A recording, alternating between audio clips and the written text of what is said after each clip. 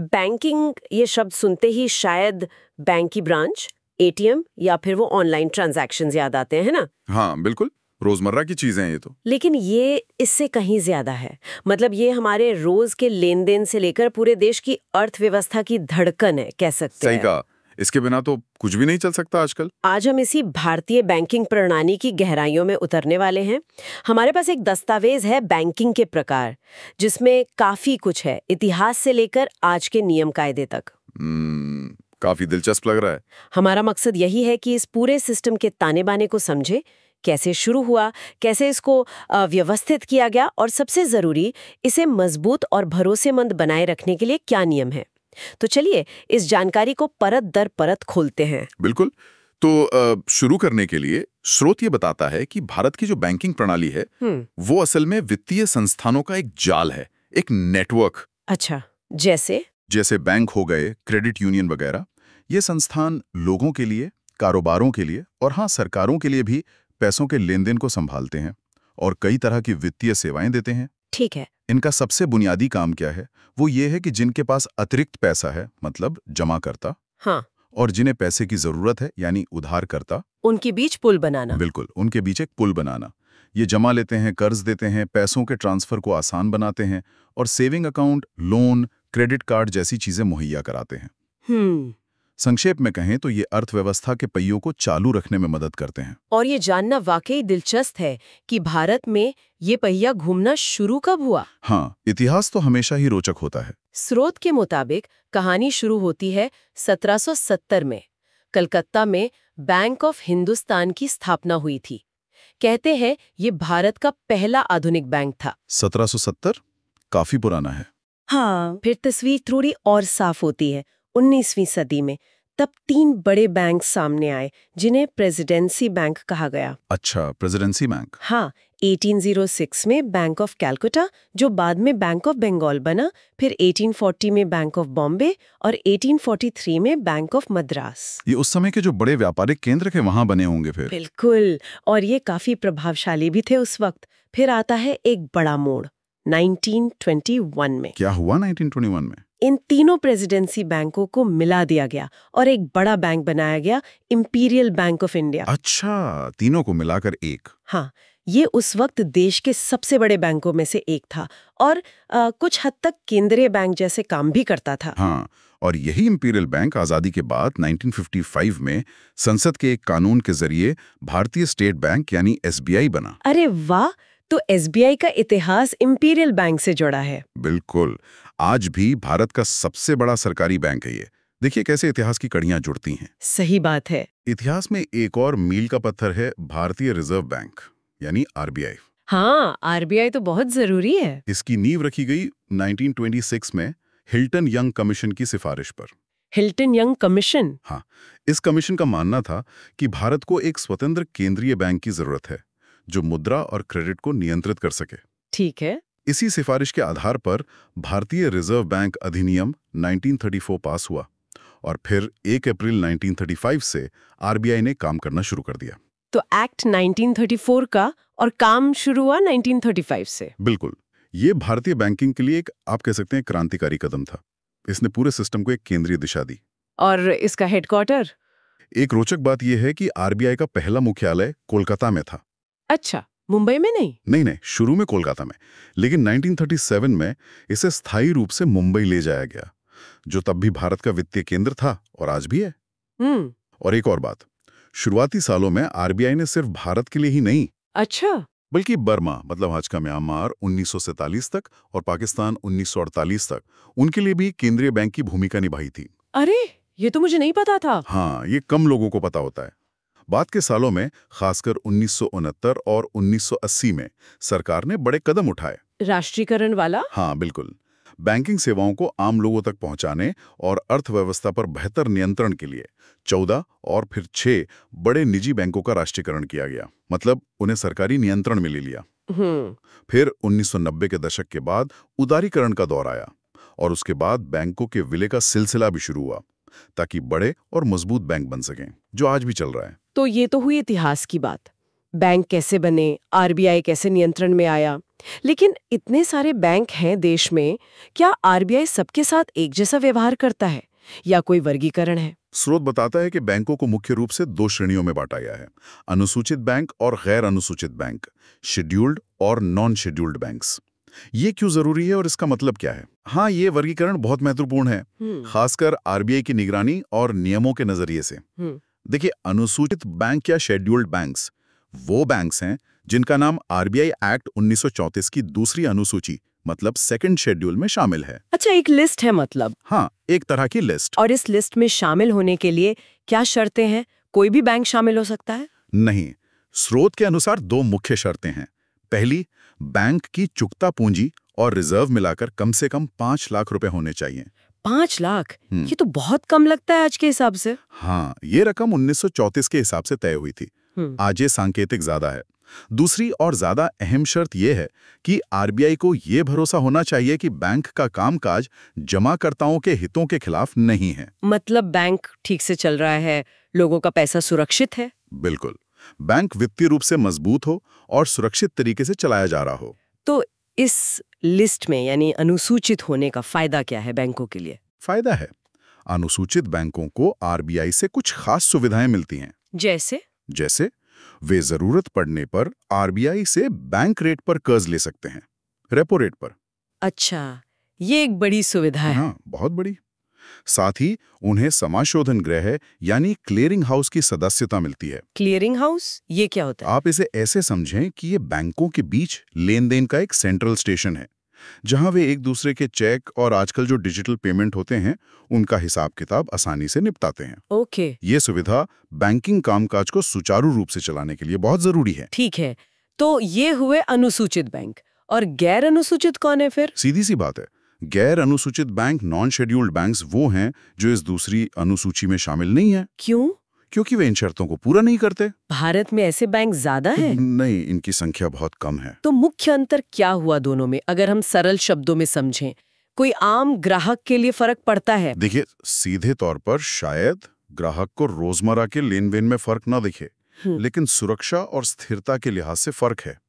सबसे बड़ा अंतर है आरबीआई के साथ रिश्ते और निगरानी का। कैसे? अनुसूचित बैंकों को आरबीआई के पास अपनी जमा का एक निश्चित हिस्सा नकद आरक्षित अनुपात यानी सीआरआर के रूप में रखना होता है। हाँ, सीआरआर सुना है। और उन्हें नियमित तौर पर अपनी वित्तीय जानकारी आरबीआई को देनी होती है। इससे आरबीआई उनकी सेहत पे नजर रख पाता है। और गैर अनुसूचित बैंकों पर ये नियम उतने सख्त नहीं होते। उन्हें सीआरआर अपने पास ही रखना होता है, आरबीआई के पास नहीं। अच्छा। दूसरा बड़ा अंतर है सुरक्षा और स्थिरता का। क्योंकि अनुसूचित बैंक आरबीआई की कड़ी निगरानी में होते हैं और उन्हें आरबीआई से आपातकालीन मदद यानी वो लोन वाली सुविधा मिल सकता है। हाँ। इसलिए उन्हें ज्यादा स्थिर और सुरक्षित माना जाता है।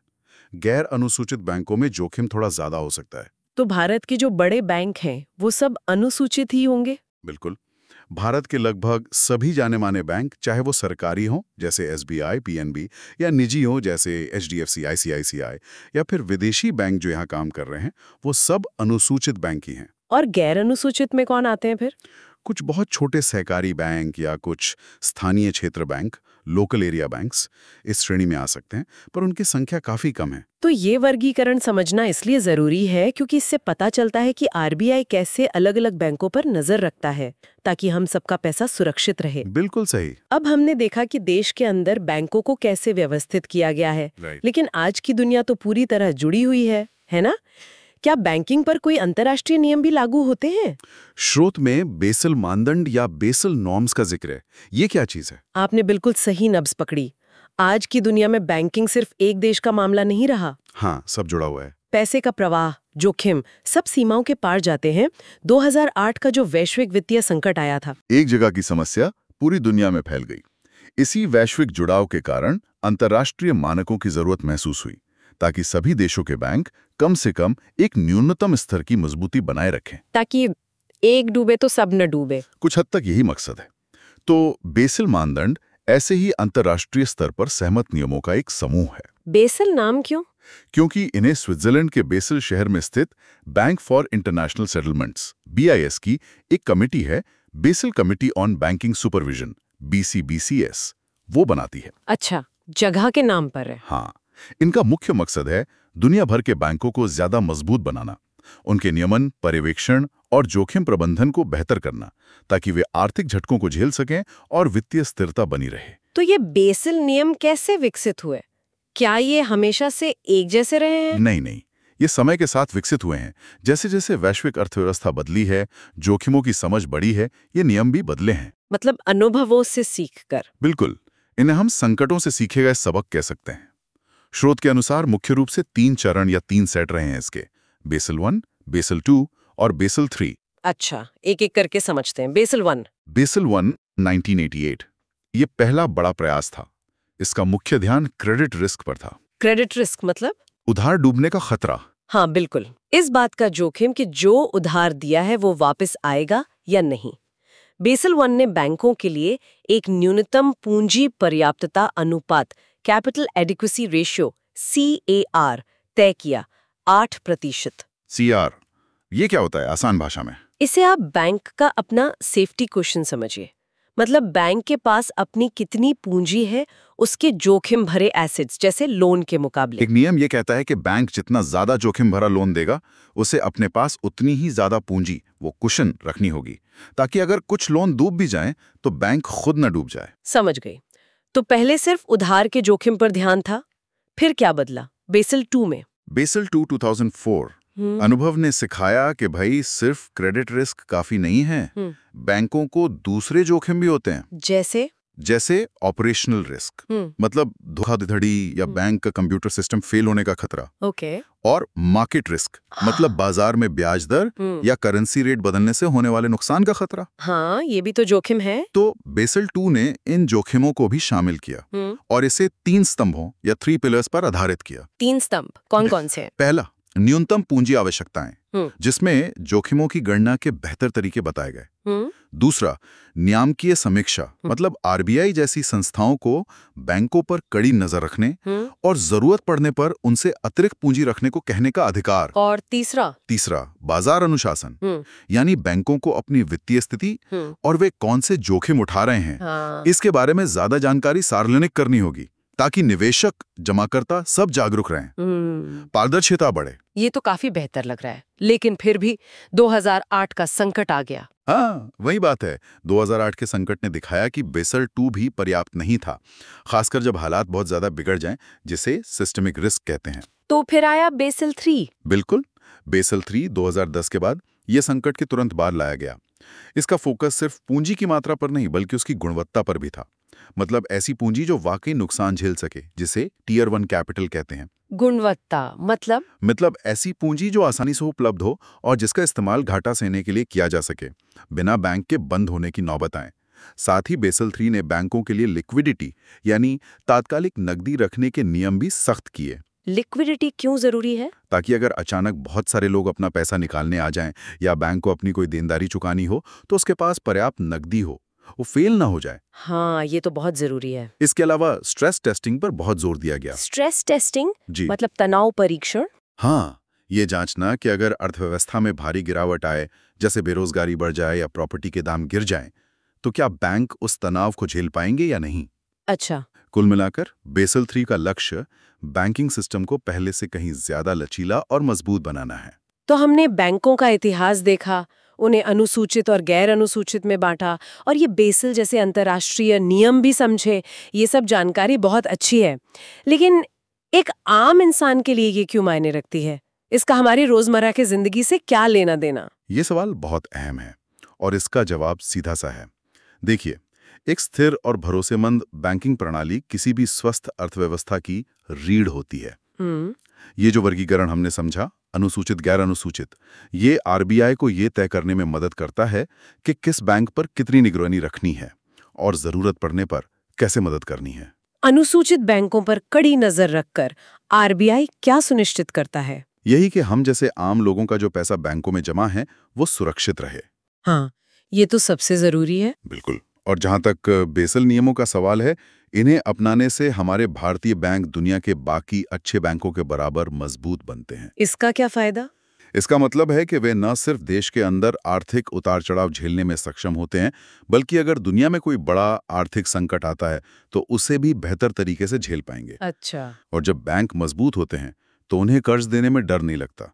वे लोगों को घर खरीदने के लिए, गाड़ी खरीदने के लिए, बच्चों की पढ़ाई के लिए लोन देते हैं, कारोबारों को अपना काम बढ़ाने के लिए लोन देते हैं। इससे क्या होता है? आर्थिक विकास होता है। बिल्कुल, आर्थिक विकास होता है, रोजगार बढ़ता है। तो ये नियम सिर्फ बैंकों के लिए नहीं है, ये हमारी जमा पूंजी की सुरक्षा और देश की आर्थिक तरक्की दोनों के लिए जरूरी है।